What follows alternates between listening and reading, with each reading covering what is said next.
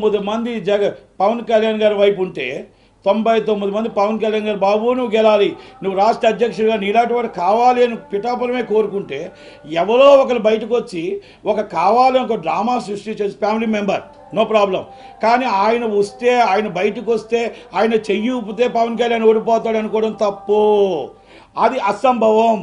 మీరు ఒక్కరు సపోర్ట్ చేస్తేనో మీరు ఒక్కరు ఓడిద్దాం అనుకుంటే ఓడిపోయేది అయితే కాదు. 99 మంది సపోర్ట్ ఉంది, ఆ 99 మంది ఆశీర్వాదంతో బంపర్ మెజార్టీతో గెలుస్తున్నారు. కనుక నేను ఇంకొకటి ఆయన విజ్ఞతగా వదిలేస్తున్నాం. ఆ సమయంలో 4 గంటల సమయంలో 2 గంటలకు విజయమ్మ గారి లెటర్ వచ్చింది. ఆ లెటర్ని ఆపడం కోసమా లేకపోతే వైసీపీ డ్రామా ఆడిందా?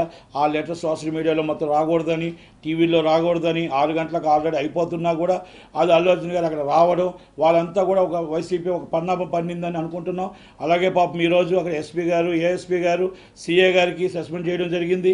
వాళ్ళు ఎందుకంటే అక్కడ మొత్తం టోటల్గా కంట్రోల్, పాపం 4 జీవితాలు పోయాయి, వాళ్ళు ఈయన వెళ్ళడం వల్ల 4 ఉద్యోగాలు పోయాయి. ఏదో ఒకటి చెప్తున్నాను, ఒకటే చెప్తున్నా, ఏ ప్రయత్నాలు చేసినా కూడా ఫ్యామిలీ మెంబర్స్లో మనకి ఏదున్నా కూడా మనం ఒక్కటి గుర్తుపెట్టుకోవాలా, ఒక వృక్షం, ఒక మెగాస్టార్ అనేది ఒక వృక్షం. ఆ వృక్షంలోనే అందరూ మెగా ఫ్యామిలీ ఎంతోమంది హీరోలు వచ్చారు.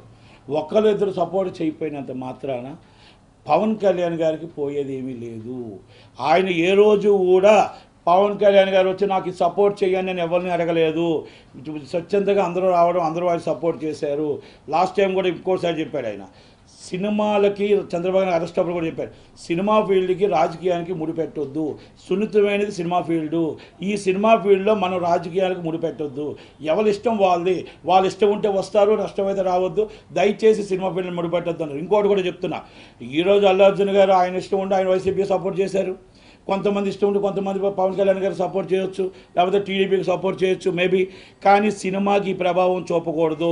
దయచేసి సినిమా నిర్మాతది, సినిమా డిస్ట్రిబ్యూటర్ది, సినిమా ఎగ్జిబ్యూటర్ది, కొన్ని లక్షల మంది దీని మీద బతుకుతున్నారు. కాబట్టి సినిమా ఇండస్ట్రీలో సినిమాకి ఎప్పుడు కూడా ఎవరు సినిమా నచ్చితే చూడండి, నచ్చకపోతే మానేయండి తప్ప సినిమా మీదకి, ఎందుకంటే నెటిజన్లు కొంతమంది ట్రోల్ చేస్తున్నారు.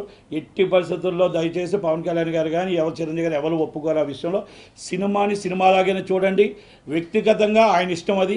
ఆయన రాకపోయినంత మాత్రాన అక్కడేం ఓడిపోరు, ఆయన వచ్చినంత మాత్రాన మెజార్టీ ఎక్కువే రాదు. 99 మంది సపోర్ట్ చేసి ఒక్కరు రాలేదు, ఎవరో రాకపోయినంత మాత్రాన పెద్ద ఇష్యూ ఏమీ కాదు. దానికి ఎవరు కామెంట్ చేయట్లేదు. కాకపోతే చాలామంది నెటిజన్లు వివరణ ఇవ్వాల్సి వస్తుంది కాబట్టి దానికోసం ఇవ్వడం జరుగుతుంది. ఎందుకనే అది నా వ్యక్తిగత అభిప్రాయం. సో అల్లు అర్జున్ గారు వెళ్ళడం అనేది నాకు ఎందుకో నచ్చలేదు, అది నా వ్యక్తిగత అభిప్రాయం. అది ఎందుకంటే అక్కడ సొంత మామయ్య రిలేషన్షిప్, బయట వాళ్ళు మనం ఇప్పుడు చాలామంది అంటున్నారు చెల్లెలు సపోర్ట్ లేదు, తల్లి సపోర్ట్ లేదు, బాబాయ్ పిన్ని సపోర్ట్ లేదు, నీకు మళ్ళీ మీ చెల్లెలు ఇంకో చెల్లెలు సపోర్ట్, వివేకానంద రెడ్డి చెల్లెలు సపోర్ట్ లేదు, నీకు బయట వాళ్ళు మేము ఎందుకు ఓటు వేయాలి అని అంటున్నారు. ఆ ప్రశ్న వేశారు కాబట్టి రేపు ఈ ప్రశ్న కూడా మన ఫ్యామిలీ మెంబర్ కదా అంటారు అన్న ఒక ఆలోచనతో నేను ఇది కరెక్ట్ కాదేమో అని, ఎందుకంటే కన్న తల్లే జగన్మోహన్ రెడ్డి గారికి షర్మిలమ్మకు ఓటు వేయమంది అంటే జగన్మోహన్ రెడ్డికి ఓటు వేయద్దని అర్థం. కనుక ఇలాంటివి జరుగుతున్నాయి కాబట్టి మనం ఒక ఫ్యామిలీ మెంబర్గా మొత్తం టోటల్గా ఒక ఫ్రెండ్ అవ్వచ్చు, కానీ వాళ్ళు దాన్ని అలా ఉపయోగించలేదు.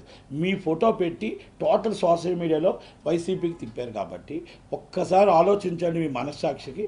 కనుక దాన్ని నాకు బాధ అనిపించింది కాబట్టి నేను చెప్తున్నా, ఇది నా వ్యక్తిగత అభిప్రాయం. అలాగే నాగబాబు గారు చెప్పారు, ఎవరిష్టం వాళ్ళది. ఇది ఇంకోటి, సినిమా ఇండస్ట్రీకి సంబంధించి సినిమాకి దీనికి సంబంధం ఉండకూడదు. అది రేపు రాబోయే సినిమాలు ఎవరైనా మన సినిమా నచ్చితే చూడాలి, నచ్చకపోతే లేదు. ఫ్యాన్స్ ఎవరు కూడా రియాక్ట్ కాకూడదు దయచేసి. ఒకటి, ఇది సినిమా ఇండస్ట్రీలో ఎవరి వ్యక్తిగతం వాళ్ళది ఉంటుంది. రాజకీయం వేరు, సినిమా ఫీల్డ్ వేరు. అలాగే టోటల్గా పల్నాడులో గొడవలు కానీ, అలాగే మొత్తం టోటల్గా ప్రతి దిక్కున కూడా గొడవలు, ఎక్కడ కొన్ని మన ప్రకాశం జిల్లాలో కొన్ని గొడవలు జరిగాయి, మళ్ళీ అలాగే మన చీరాల్లో జరిగే కొన్ని గొడవలు, అలాగే మన జమ్ముల మడుగులో జరుగుతున్నాయి, తాడిమత్రులు జరుగుతున్నాయి, ఆలగడ్డలో జరుగుతున్నాయి. ఇది కక్ష సాధింపు. ఎందుకంటే ఓటమి చూస్తున్నారు కాబట్టి, ఓటమి అనేది వాళ్ళకి తెలిసిపోయింది కాబట్టి నిన్న ఐపాక్ మీటింగ్ కూడా వాళ్ళు క్యాన్సిల్ చేసుకున్నారు. ఆ మీటింగ్లన్నీ క్యాన్సిల్ చేసుకొని వాళ్ళకి అర్థమైపోయి గవర్నమెంట్ పడిపోతుందని వాళ్ళకి ఆల్రెడీ రిపోర్ట్ ఉంది. కనుక దయచేసి వాళ్ళందరూ ఒకటే చెప్తున్నా, కవ్విస్తున్నారు, అన్నీ కూడా మనకు కావాలని గొడవకు లాగుతున్నారు. చట్టం ఉంది, న్యాయం ఉంది. దయచేసి మనకు రాబోయే గవర్నమెంట్ మంది వస్తుంది కాబట్టి ఎవరు కూడా ధైర్యంగా ఉండండి, ధైర్యంగా ఎవరు ఆధారపడద్దు. చంద్రబాబు నాయుడు గారు, పవన్ కళ్యాణ్ గారు, ఎన్డీఏ గవర్నమెంట్, మోడీ గారు మీకు అంతా సపోర్ట్గా ఉంటారు. అందరూ ఉంటాం. ఎవరు భయపడాల్సిన అవసరం లేదు. ఇంత ప్రతి ఒక్కరు కూడా అర్ధరాత్రి దాకా ఓటేసినందుకు ప్రత్యేక ధన్యవాదాలు. ప్రపంచంలో ప్రతి ఒక్కరు వచ్చి పేరున వచ్చిన వాళ్ళందరికీ కూడా ఓటుని వినియోగించుకున్న ప్రతి అక్కకి, ప్రతి అమ్మకి, ప్రతి అన్నకి ప్రత్యేక ధన్యవాదాలు. ఓటుని చూపించి మన రాజధాని కావాలి, మనకు పోలవరం కావాలి, ఇన్ఫ్రాస్ట్రక్చర్ కావాలి, మనకు స్టూడియోలు కావాలి, మనకు డెవలపింగ్ కావాలి, మనకు నిరుద్యోగ వృత్తి మన మొత్తం పోవాలి. ఇవన్నీ ఆలోచించుకొని ఓట్లు వేసిన ప్రతి ఒక్కరికి ప్రత్యేక ధన్యవాదాలు తెలియజేస్తూ రాబోయే గవర్నమెంట్ మంచి మెజార్టీతో వస్తుందని కోరుకుంటూ సెలవు తీసుకుంటాను. Thank you very much. Thank you. రాబోయే ఇప్పుడు నంది అవార్డులు అయితే పోసాని కృష్ణమూర్తి గారు మా సినిమా నంది అవార్డులని తిట్లు పురాణ నంది అవార్డులుగా మార్చి అక్కడ ఏదో కొంతమంది ఉన్నారు, ఎవరు తిడితే వాళ్ళకి అవార్డులని ఇచ్చారు. మాది అలాగ ఉండదు. నంది అవార్డ్స్ ఎవరైనా సినిమా వాళ్ళకే ఎఫ్డీసీ చైర్మన్ వస్తుంది. మొత్తం టోటల్గా చంద్రబాబు నాయుడు నంది అవార్డ్స్ అన్నీ కూడా ఎన్ని సంవత్సరాలు ఇవ్వాలి, అన్ని సంవత్సరాలు పర్ఫెక్ట్గా ఇవ్వడం జరుగుతుంది. సినిమా ఇండస్ట్రీలో విశాఖపట్నం 2 స్టూడియోలు కట్టిస్తాం, గోదావరిలో కోనసీమలో ఒక స్టూడియో కట్టిస్తాం, అలాగే మీకు తిరుపతిలో ఒక స్టూడియో కట్టిస్తాం. సినిమా ఇండస్ట్రీ డెవలపింగ్ అందరూ కోఆపరేషన్ చేస్తాం. ఇన్ఫ్రాస్ట్రక్చర్, యువతకు ఉద్యోగాలు రావడంలో ప్రతి దాంట్లో కూడా అందరూ సినిమా ఇండస్ట్రీ మేమెంత చేస్తామో మాకు కూడా గవర్నమెంట్ అంతే చేస్తుందని మాకు నమ్మకం ఉంది. నేను మాట్లాడడం జరిగింది లోకేష్ గారితో, అందరితో మాట్లాడడం జరిగింది. సినిమా ఇండస్ట్రీ కూడా కేఎల్ నారాయణ గారు, కుమార్ చౌదరి గారు, దామోదర్ ప్రసాద్ గారు, ప్రసన్న కుమార్ గారు అందరూ మాట్లాడడం కూడా జరిగింది. మాకు సినిమా ఇండస్ట్రీ డెవలపింగ్ కావాలి. ఇక్కడ తెలంగాణ ఒక కన్ను అయితే ఆంధ్ర ఒక కన్ను. ఈ 2 కళ్ళకి రెండింటికి రాష్ట్రాలు పంచుకుంటూ మా డెవలప్ చేసుకుంటూ అక్కడ యువతకు మేము ఉద్యోగాలు ఇవ్వాలి. ఆ యువతకి ఉద్యోగాలు ఇవ్వాలి అంటే మొత్తం ఇన్ఫ్రాస్ట్రక్చర్ డెవలప్ అవ్వాలి. కనుక ఎట్టి పరిస్థితుల్లో నంది అవార్డులు ఫంక్షన్స్ కానీ ఇంకో అవార్డులు కానీ ప్రతిదీ కూడా ఏ గౌరవం అయితే ఉందో ఆ గౌరవం రామారావు గారు తెచ్చిన, నందమూరి తారక రామారావు గారు తెచ్చిన ప్రకారం అందరూ కూడా కూటమి ప్రకారంగా పక్కాగా అన్నీ జరుగుతాయి.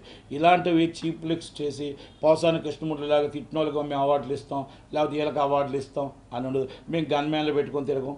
మాకు గన్మ్యాన్లు అవసరం లేదు. మేము గవర్నమెంట్ ఉన్న గన్మ్యాన్లు అవసరం లేదు, గవర్నమెంట్ లేకపోయినా గన్మ్యాన్లు అవసరం లేదు.